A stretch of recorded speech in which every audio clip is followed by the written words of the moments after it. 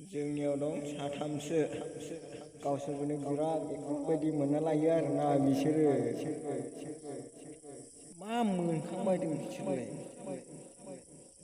गोदाव सोराव नांलाबाय थायो गारमासिनो हाथारा नोंसोरखौ